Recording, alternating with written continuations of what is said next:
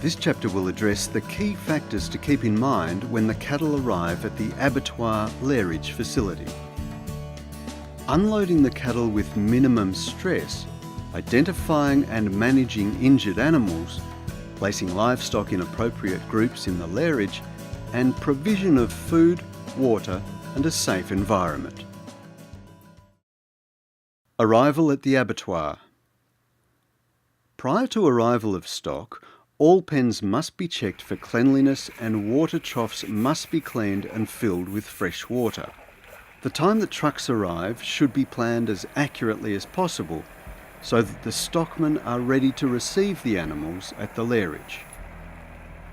Trucks should be reversed slowly and in a controlled manner up to the unloading ramp to ensure that no gap exists. Animals should be unloaded as soon as practical. If possible, slaughter the animals in order of arrival to make movement through the yards more straightforward and limit lairage time. Animals should be slaughtered on the day of arrival whenever possible. A competent animal handler must inspect animals held in lairage for more than 12 hours at least twice a day. These animals must also be provided with feed.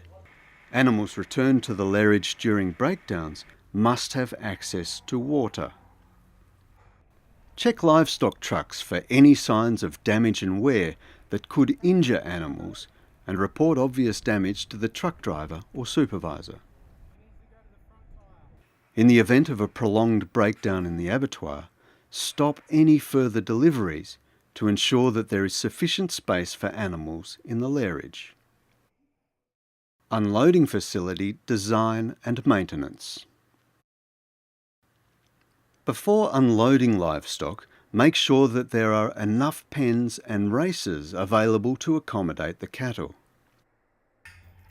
Check the unloading facilities to ensure that they will not cause injury to the animals.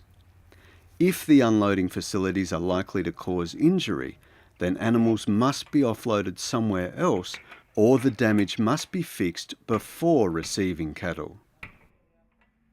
An experienced stockman or livestock truck driver must unload all livestock. Allow animals to move off trucks at their own speed and check that the slope of the unloading ramp does not exceed about 30 degrees and that the surface of the unloading ramp is not slippery. If you're unloading cattle at night, you will need to ensure that there is enough light to encourage animals to move off the truck, but make sure that the light is not directed into their eyes. Cattle like to move from dark to light, not from light to dark. You can see here that the cattle will hesitate when they approach an area that's in shadow. You'll also notice that it is more difficult to work cattle at night than during the day. Don't stand in front of the animals or in their direct field of vision, as this can stop animals moving off the truck.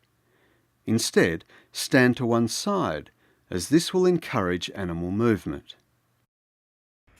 Observe each animal as they walk past for signs of lameness and injury. Lairage design should enable removal of sick or injured animals any time with minimal disturbance and should be adequately ventilated to minimise humidity. To make handling easier, try to keep transport groups of animals together. Do not use sticks, lengths of plastic or metal pipe or thick leather belts to frighten or hit livestock. Sticks can be used as an extension of your arms for making yourself appear bigger, for example to fill the space in a gateway. Goads or cattle talkers can be used to encourage movement. These must not be used to hit the animal, and electric goads should only ever be used in the case of an emergency.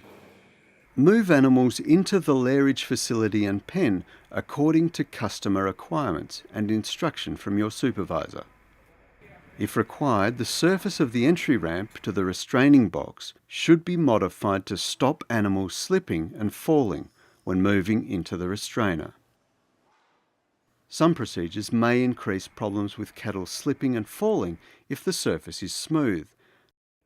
After cleaning slaughter area and restraining device, ensure there is good drainage, as excess water in the approach to and restraining device can increase chance of slips and falls, even with good non-slip flooring. Non-slip flooring should be used, and you should never wet or spray the cattle once they are in the restraining device. The next chapters will look at slaughter techniques with and without the use of stunning.